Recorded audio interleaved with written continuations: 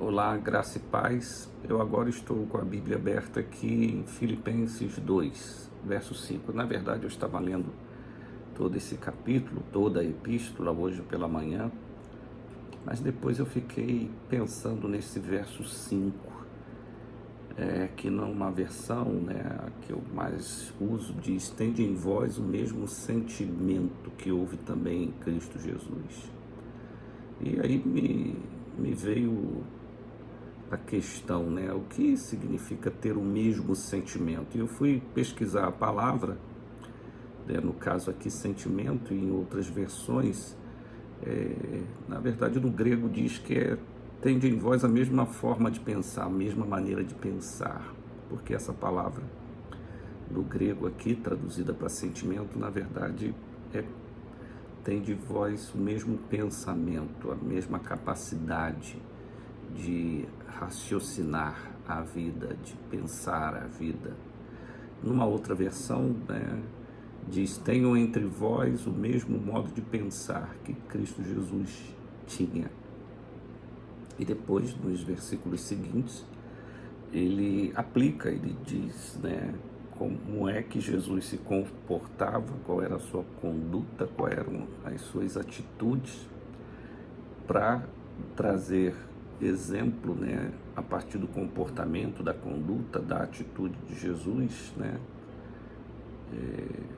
o exemplo de como ele pensava a vida, porque tudo que nós fazemos, a forma como nós nos comportamos, nossa conduta de uma forma geral, tem a ver, lógico, com a nossa atividade primária, que é pensar, E a Bíblia chama-nos a atenção a não simplesmente mudar um comportamento, mas mudar a forma de pensar.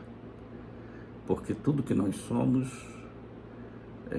tudo que nós expressamos e o que as pessoas percebem em nós, no nosso convívio, tem a ver com a forma como nós pensamos a vida, E eu fiquei me perguntando, como é que eu sei o que Jesus está pensando? Olhando para a forma como ele lidava com as diversas circunstâncias da vida.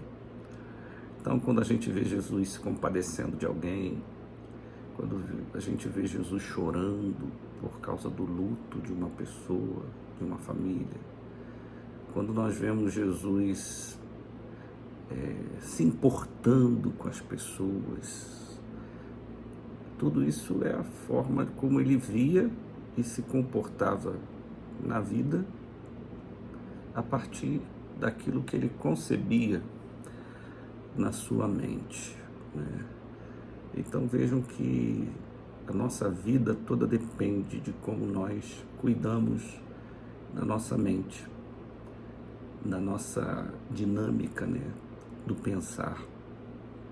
Isso não tem a ver somente com as nossas estruturas materiais, orgânicas, físicas, Nós podemos estar com a nossa química, cerebral perfeita, mas isso não garante que nós estaremos usando essa perfeição que é o corpo humano da melhor maneira, e principalmente quando nós falamos de pensar. Às vezes a gente vê pessoas passando por tantas dificuldades, e não é simplesmente uma questão prática do comportamento e da conduta, que vai trazer prejuízos para ela, vai trazer prejuízos para o outro, Mas eu penso que o acúmulo, dessa permanência numa forma de pensar que não faz bem, que não é ideal, o acúmulo disso vai trazer prejuízos, Não é só alguma coisa que você faz de uma forma não bem ponderada, não bem pensada, não bem meditada.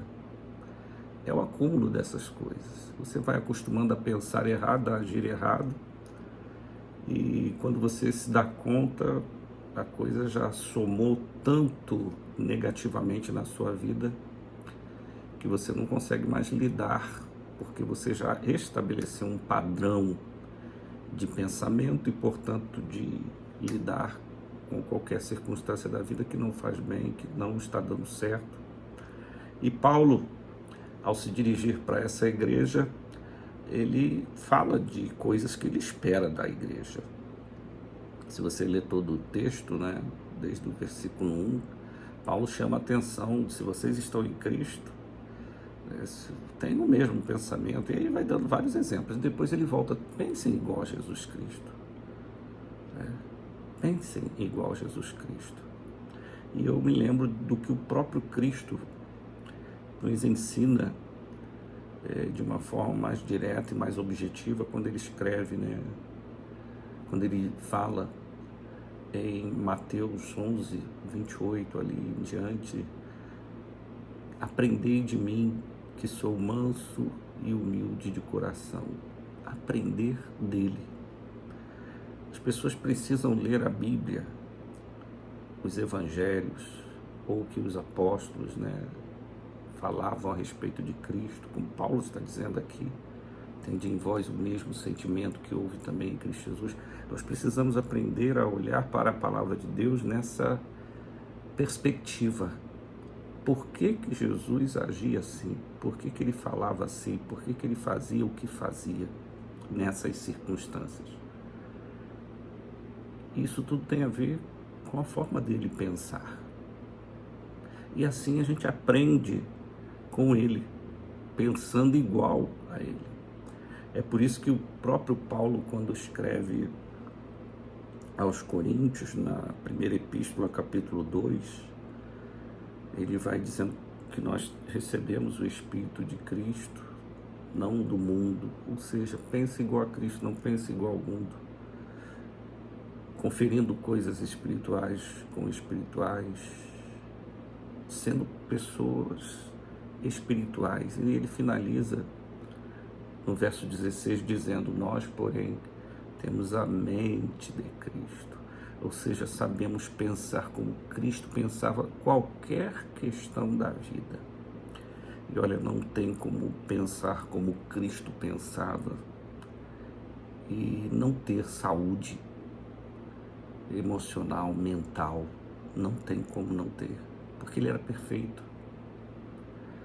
E às vezes a gente fica pensando nos nossos problemas, nas nossas aflições, angústias, perturbações, coisas que deixam a gente assim tristes às vezes, e a gente precisa questionar: como é que eu estou pensando? Será que eu estou pensando como Cristo?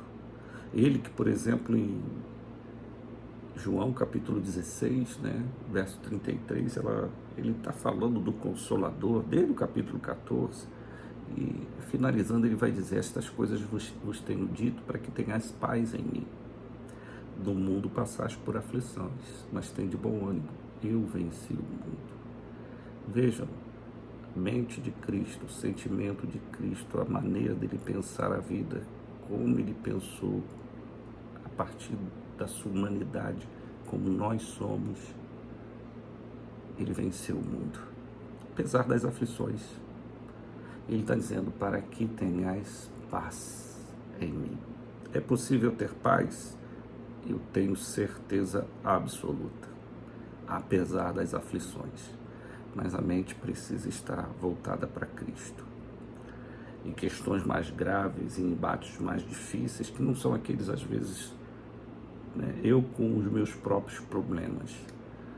Às vezes a gente lida com os problemas dos outros, né?